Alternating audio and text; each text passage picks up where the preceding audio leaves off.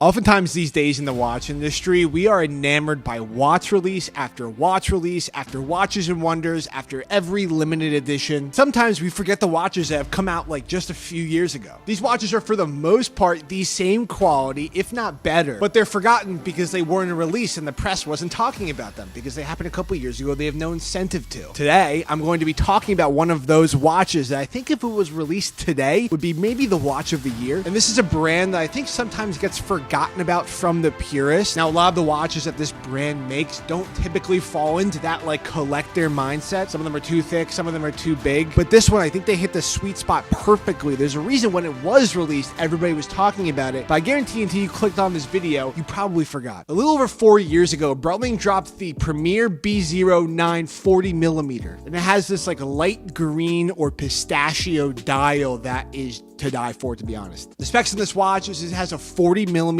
case, a B09 manual wound movement. It's got that open case back to show off that finishing. It's got that heritage design with the Premier line that kind of reminds me of old Patek Philippe chronographs. And the dial has a bi-compact chronograph layout that I actually prefer over the tri-compacts. Obviously, it has that green pistachio dial color. And I think the most important thing about this dial is the finishing on it, or I think is really better than any other Breitling watch in the entire collection, no matter the price.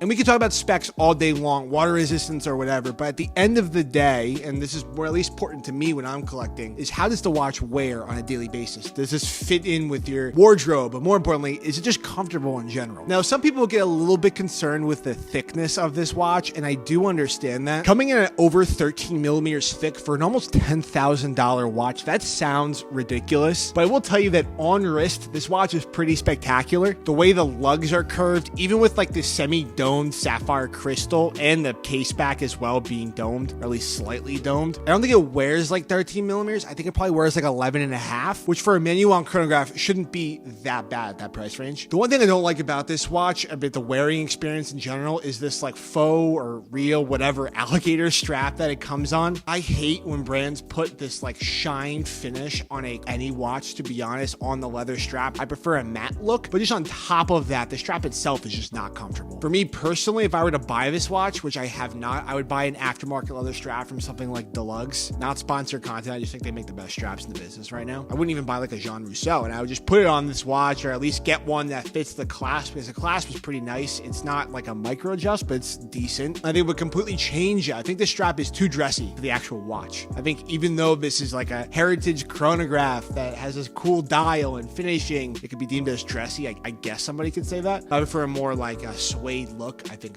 this would be a baller. Regardless of the strap thing, on wrist, this does wear like a dream. I feel like the team at Breitling spent a lot of attention and just detail when they were looking at this watch, between the case ergonomics, the way the lugs are curved down. And it sounds like I'm glazing. I'm not intentionally doing that. I just think that they just done a phenomenal job. And there's a reason why you probably haven't heard about this watch in a couple years, but when it was launched in 2021, everybody was talking about it because it is that good. But at the end of the day, the most important part about this watch is the dial. This pistachio mint green, I don't know what you want to call this color. Most people are calling it the pistachio, is so good. It's also very legible, this dial, which a lot of the times when you don't have lume on a watch dial like this, you think it might be impossible, but the way the light reflects off of the applied steel numerals, they just do it well. The hands are lumed to my knowledge, not that that really matters. I more care about the numerals being lumed, at least for me. But I think, like I said at the beginning of the video, why I wanted to talk about this and just the watch industry in general is we get so worked up with release after release after these are the Tudor releases from Watches and Wonders. Oh, look at this Moser that came out. Look at these APs that came out in 2025. But at the end of the day, if you just look back like a couple years, they still use this movement inside watches because it's amazing. In this watch in particular, again, if they came out with this in any other dial color, I don't think it would do as good as this one. They just did it as close to perfect as you can possibly be without the strap. And I'm going to declare this, if this watch came out tomorrow, like tomorrow, they would sell so many of these. But it came out 4 years ago, so everybody forgot about it. And they're not going to just do this like grandiose release with this watch. But I think out of all the Breitling watches that have come out recently and will come out this year, I've seen a bunch of them, I still would pick this up. I think this is the best watch they make. It's under $10,000. It's a manual wound chronograph. The dial's spectacular. It's very recognizable. And at the end of the day, you just can't argue that. So do not forget about old releases. If you like this comment, please like, subscribe to my channel. I would really appreciate that. It helps me out. As well as I have a couple links below. If you're looking to service your watch, it's the easiest way to possibly service at WatchCheck. If you want to use Bezel to buy and sell even buy something like this, you can use code Ben's Watches for $150 off your first purchase. And I'll see you guys in the next one. Make sure to watch another review, maybe my last one.